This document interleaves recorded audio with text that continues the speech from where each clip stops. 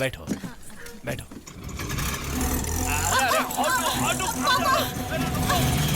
अरे रोको, कोई है? अरे मेरी बच्ची, अरे मेरी बच्ची को ले गया ऑटो। आप चिंता मत कीजिए, यहाँ पुलिस स्टेशन है, ये लीजिए ऑटो का नंबर, जल्दी जाकर कंप्लेन कीजिए, सब ठीक हो जाएगा। धन्यवाद। तो मुझे क्या समझता है, 1 महीने का हफ्ता 3 महीने के देने की बात कर रहा है। अब मैं वहाँ खुद आऊँ क्या? साहब जी, साहब जी। अरे क्या हुआ, देखो इसको। अरे क्या है बताइए। साहब जी, एक ऑटो ड्राइवर मेरी बेटी को उड़ा कर ले गया है। क्या साड़ा बन रहा है क्या तू? अगर मैं वहाँ गया ना तो समझ लेना। साहब जी। हे, चिल्ला क्यों रहा है? हेलो हेलो हेलो, मेरा काम बिगाड़ दिया तूने।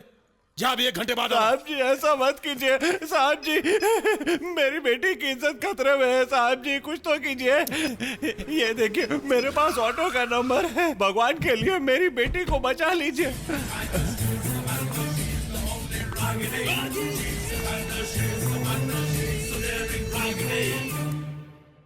ए ब्रिज शर्मा,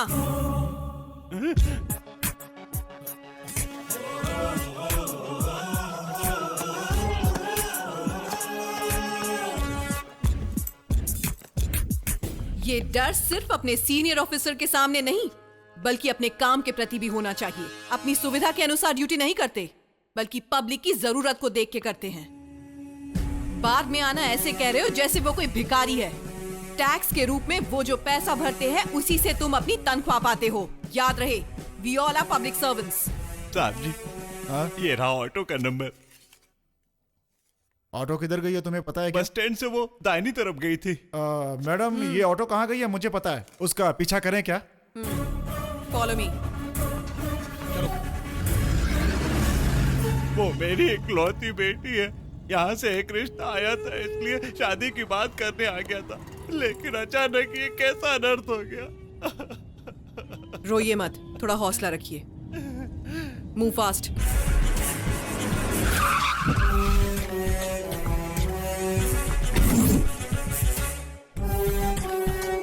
मैडम मैडम, आप जैसी औरतों के लिए जगह ठीक नहीं है।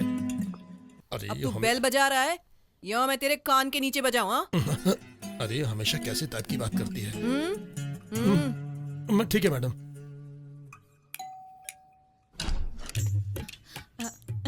क्या साहब जी, यहाँ से गए 3 घंटे नहीं हुए, फिर दोबारा वापस आ गए?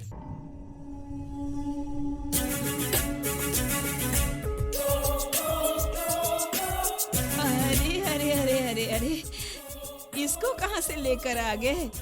इतनी खूबसूरत है। मैं सोच रही थी कि आप हाजिरी लगाने आए हैं, लेकिन एडमिशन करवाने के लिए इतनी चिकनी लेकर आए हैं। अंदर आइए ना, आइए आइए। अब इसे कैसे समझाऊं? हिचकिचा क्यों रहा है? क्या हुआ? साहब क्या चाहिए? सोचा जरा आकर देखूं तेरा बिजनेस कैसा चल रहा है। सच। चलो चलो।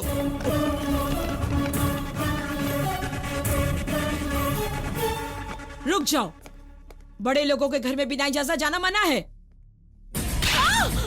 कहाँ के बड़े लोग? कानूनी है सबका बाप। अगर तू उससे बड़े किसी को जानती है तो बुला, याद दिला दूंगी उसे उसकी माँ। आज तक जिसने भी मेरी बेइज्जती की है या मुझ पर हाथ उठाया वो जिंदा नहीं बचा है। रुक जा, अभी बताती हूँ मैं क्या चीज हूँ। औरतों की इज्जत बचाने की बजाय उनकी ब्लू फिल्म देखने वाले लोग अपने अधिकार खो चुके हैं। अब तेरे मोबाइल से चिट्ठा निकालकर किस किस की बैंड बजानी है और किसका भविष्य कैसा होने वाला है डिसाइड करेगी ये रागिनी। क्या इनमें से कोई आपकी बेटी है? नहीं मैडम, इनमें से कोई भी नहीं है। चल, मेरे साथ उल्टा पुल्टा करेगी ना तो तुझे बहुत महंगा पड़ेगा, कह देती हूँ। चल चुपचाप। छोड़, मुझसे पंगा लेगी तो बहुत महंगा पड़ेगा तुझे, मैं कह देती हूँ।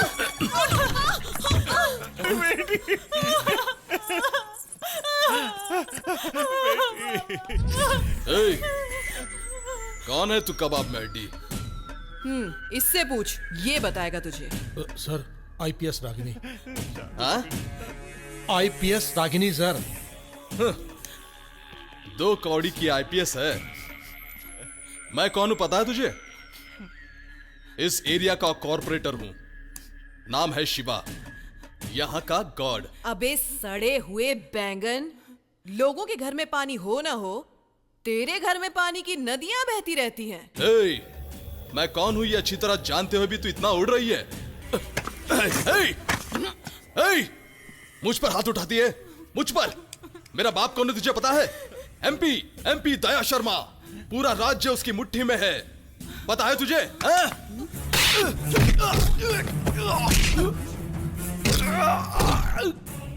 लड़कियों का कुल, गोत्र, कुंडली, घर बार, किसकी बहन है, किसकी पत्नी, किसकी बेटी, ये सब जानते हुए भी क्या करते हो उसके साथ?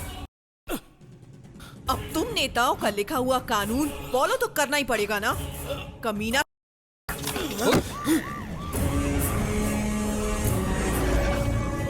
कॉर्पोरेटर शिवा है। हे, सीधा पुलिस स्टेशन में ले जाने के बजाय ऐसे पूरे शहर में घुमा फिरा क्यों रहे हो?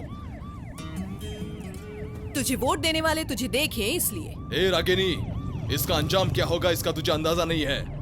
एक दिन इसी तरह तेरी इज्जत भी सबके सामने नीलाम करके रहूंगा, याद रखना ये।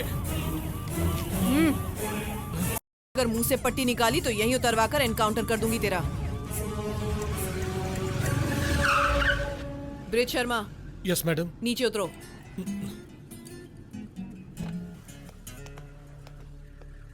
पुलिस स्टेशन पहुंचो। मैडम ऑटो स्टैंड तक छोड़ देंगे तो मेहरबानी तुम होगी। ऑटो से आकर क्या करोगे? वसूली ना। चलो पैदल आओ। चलो।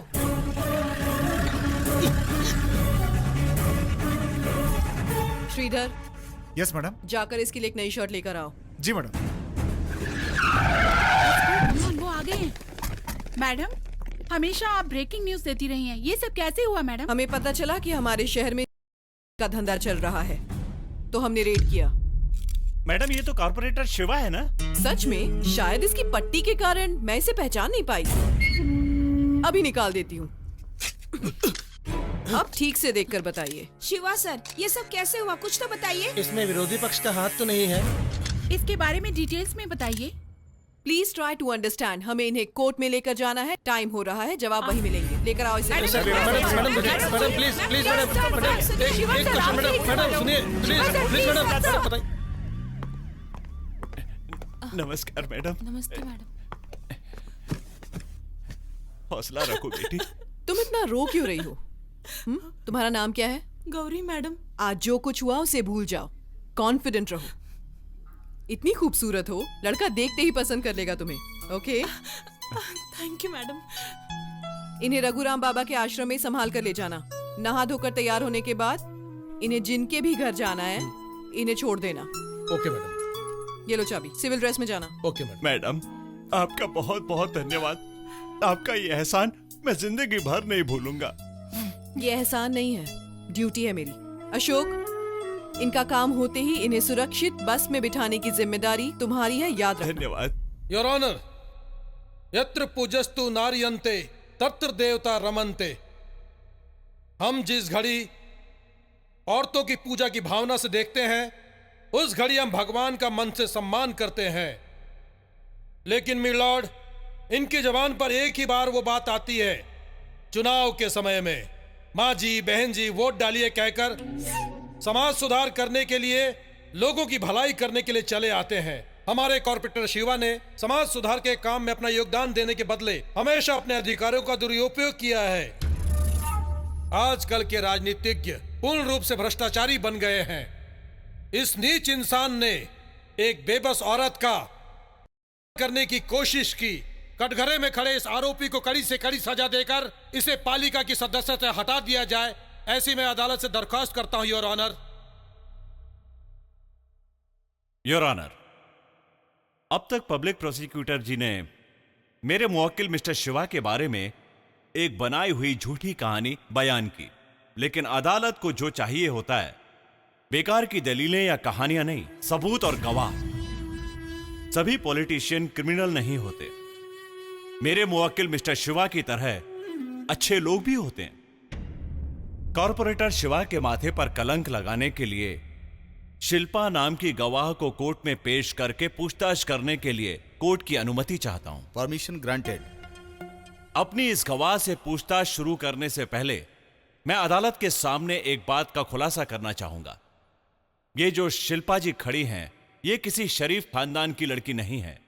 ये एक है जो पिछले 4 सालों से इस पेशे से जुड़ी हुई है, और इस बात को साबित करने के लिए मेरे पास सबूत भी हैं। मैं चाहूंगा आप इन पर नजर डालें।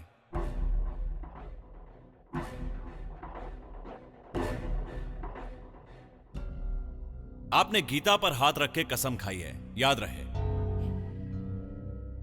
इनका नाम बदनाम करने के लिए स्टेशन के पास मीडिया को बुलाकर एक बहुत बड़ी ब्रेकिंग न्यूज बना दिया। इतना ही नहीं, इस अदालत का कीमती वक्त भी बर्बाद किया है। इन सभी चीजों को मद्देनजर रखते हुए यह अदालत अपना फैसला सुनाए, मेरी यही दरख्वास्त है। That's all your honour. तमाम गवाहों और दलीलों को सुनने के बाद ये बात पूरी तरह से साबित हो चुकी है कि कॉरपोरेटर जगदीश के ऊपर लगाए गए सारे इल्जामात गलत हैं। इस सच्चाई से दूर दूर तक उनका कोई वास्ता नहीं है। सार्वजनिक और अदालत का कीमती वक्त जाया करने के लिए आरक्षित इलाके के क्रम का खंडन करते हुए चेतावनी देते हुए कॉरपोरेटर जगदीश को बाइज्जत बरी करने का अदालत हुक्म देती है। थैंक्स। मैडम जी, वैसे मेरी बात का बुरा मत मानिएगा। उस लड़की के नाम से कंप्लेन लिखकर उसे कोर्ट में पेश करते तो केस हमारे पक्ष में होता ना। अगर हम चाहें तो ये केस दोबारा लड़ सकते हैं, लेकिन लड़की की जिंदगी खराब हो गई तो कुछ नहीं किया जा सकता। आपका कहना भी सही है मैडम। क्या शिवा, घर में बीवी होने के बावजूद बाहर जाके तो मुंह मारता फिरता है? इसके साथ संसार बसाने के बजाय पराई औरतों के साथ जबरदस्ती करता रहता है। जान से मार दूंगी। नहीं। ये छोड़ मुझे तू। देख देख इसे, क्या कमी है इसमें बता। अच्छी खासी बीवी है तेरी। लोग अच्छे काम इसलिए करते हैं ताकि मरने के बाद उन्हें स्वर्ग नसीब हो, और तू नर्क में जाने का रास्ता बना रहा है।